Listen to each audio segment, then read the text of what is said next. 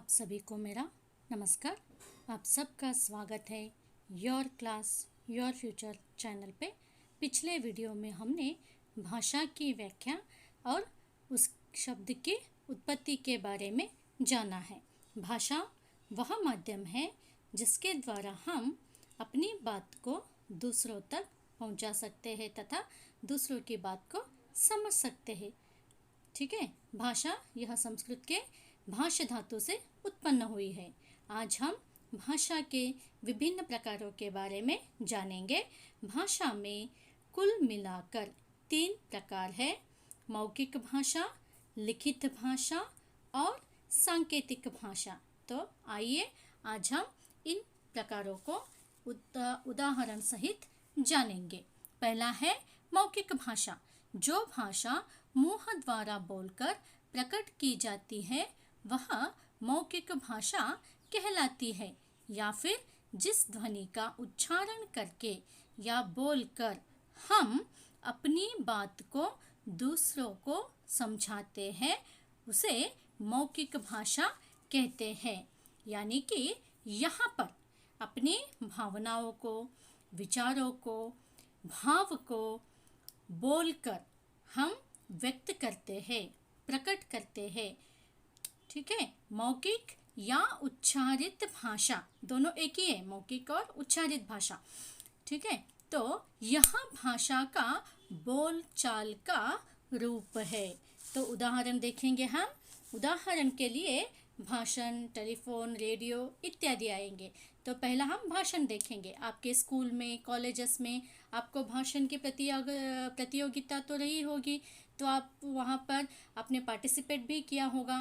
तो क्या होता है, यहाँ पर हम बोलकर अपने विचारों को व्यक्त करते हैं, है ना। उसी प्रकार क्या करते हैं, यहाँ पर राजनीति, पॉलिटिशियंस भी क्या करते हैं, भाषण द्वारा लोगों को क्या करते हैं, अपने विचारों को, अपनी योजनाओं को, कि वो क्या करना चाहते हैं, क्या नहीं करना चाहते हैं, उन सभी के बारे में वो बतलाते हैं, है ना।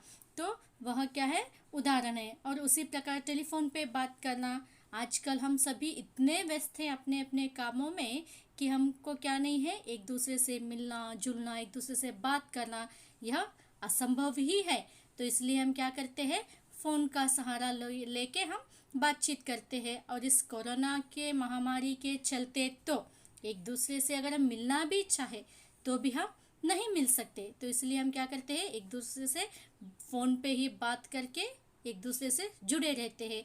और रेडियो, यह भी क्या है, यह भी मौखिक भाषा का ही एक उदाहरण है। तो यह मौखिक भाषा का जो इतिहास है यह मनुष्य के जन्म के साथ ही जुड़ा हुआ है। ऐसा माना जाता है कि जब मनुष्य ने इस धरती पर जन्म लिया तभी से बोलना प्रारंभ कर दिया। इसलिए यह कहा जाता है कि भाषा मूलतः क्या है, यह मौखिक है। भाषा का यह प्राचीनतम रूप है। मौखिक भाषा का प्रयोग व्यापक स्तर पर होता है। यहाँ पर व्यक्ति बोलकर अपने विचारों को प्रकट करता है और दूसरा व्यक्ति सुनकर उसे समझता है। तो यह है पहला प्रकार। अब जानेंगे दूसरा प्रकार जो है लिखित भाषा। यह भाषा का दूसरा प्रकार है। जिस भाषा को हम लिखकर व्यक्त करते हैं वह लिखित भाषा कहलाती है। अगर दूसरे अक्षरों में कहा जाए तो जिन अक्षरों या चिन्हों की सहायता से हम अपने मन के विचारों को लिखकर प्रकट करते हैं उसे लिखित भाषा कहते हैं।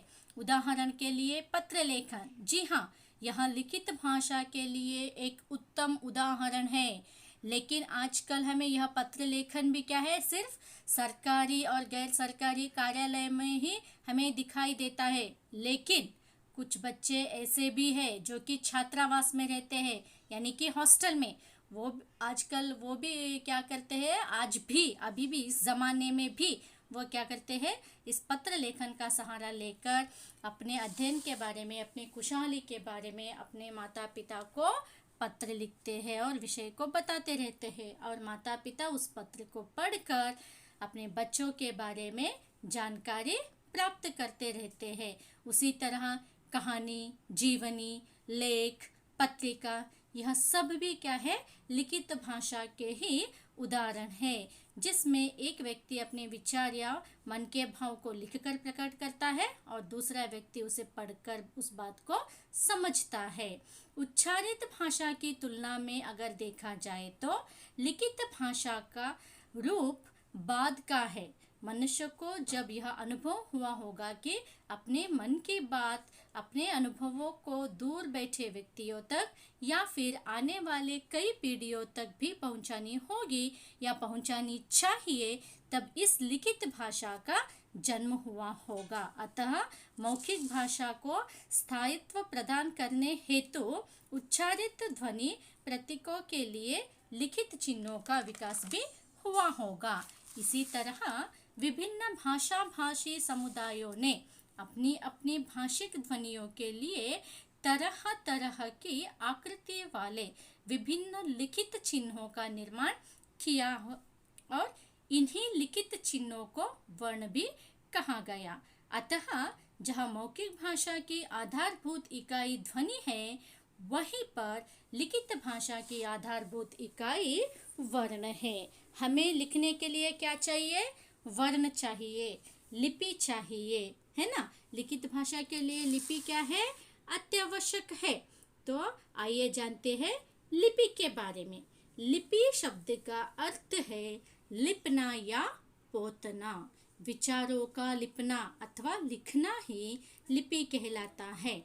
अगर हम इसकी व्याख्या देखें तो भाषा के लेखन हेतु यानी लिखने के लिए जिन चिन्हों व वर्णों का प्रयोग किया जाता है उसे लिपि कहते हैं। दूसरे शब्दों में कहा जाए तो भाषा की उच्चारित अथवा मौखिक ध्वनियों को लिखित रूप में अभिव्यक्त करने के लिए निश्चित किए गए चिन्हों या वर्णों की व्यवस्था को ही लिपि कहते हैं। यहाँ पर ध्यान रखिए, क्या है? अभिव्यक्त करने के लिए किसको? उच्चारित या फिर मौखिक ध्वनियों को जिन चिन्हों व वर्णों की व्यवस्था को हम उपयोग में लाए जाते हैं उसे ही हम लिपि कहते हैं। तो हिंदी भाषा को हम देवनागरी लिपि में लिखते हैं। तो यह है लिखित भाषा। अब चलते हैं तीसरी भाषा के प्रकार की तरफ, वह है सांकेतिक भाषा। जब हम संकेतों द्वारा अपनी बात को बताने या समझाने का प्रयत्न करते हैं तो उसे सांकेतिक भाषा कहते हैं। उदाहरण के लिए चौराहे पर खड़ा यातायात नियंत्रित करता सिपाही यानी कि ट्रैफिक पुलिस अपने इशारों से ही गाड़ियों को रुकने का या चलने का संकेत देता रहता है। आपने देखा होगा ना कि कैसे ट्रैफिक पुलिस, वह ट्रैफिक हवलदार क्या करता है? लेफ्ट, राइट, दाएं, बाएं, चलो, रुको, यह सब क्या करता है? वो यह सब अपने हाथ से ही इशारे कर करके वह बताता है। तो उसी तरह और एक उदाहरण आता है, गूंगे बहरे जो बोल नहीं सकते, जो सुन नहीं सकते, वो लोग क्या करते हैं? अपने हाथों से अलग अलग संकेत बनाकर लोगों को क्या करते हैं? वो अपनी बात समझाते हैं, है ना। और उसी प्रकार रेलवे स्टेशन पर गार्ड क्या करता है? हरी झंडी को दिखाता है, फिर चलने का, रुकने का इशारा करता है रेल को। तो ये सभी क्या है? भाषा के प्रकार है। तो आज हमने भाषा की व्याख्या, भाषा की उत्पत्ति और भाषा के जो प्रकार है, मौखिक भाषा, लिखित भाषा, सांकेतिक भाषा, उनके बारे में जाना। लिपि के अर्थ को हमने जाना, उसकी व्याख्या को हमने देखा है और उसके साथ साथ हमने हिंदी भाषा की लिपि जो देवनागरी लिपि है तो उसके बारे में भी हमने आज जाना है। आशा है कि आप सबको मेरा यह वीडियो पसंद आया होगा। अगर आपको यह वीडियो मेरा पसंद आया होगा तो प्लीज़ मेरे इस वीडियो को लाइक, शेयर और सब्सक्राइब ज़रूर कीजिए। और आपके जो भी कमेंट्स है कमेंट बॉक्स में उसे लिखकर मुझे भेजने ना भूलिए। प्लीज़ मुझे कमेंट करके बोलिए कि आपको और कौन से विषयों के बारे में आपको जानकारी चाहिए, तो मैं उन पर वीडियोस बना के आपको जानकारी मैं देते रहूँगी। मेरे इस वीडियो को देखने के लिए धन्यवाद। मैं फिर एक बार कहूँगी, प्लीज़ मेरे इस वीडियो को लाइक, शेयर और मेरे चैनल को सब्सक्राइब ज़रूर कीजिए। धन्यवाद। फिर मिलेंगे।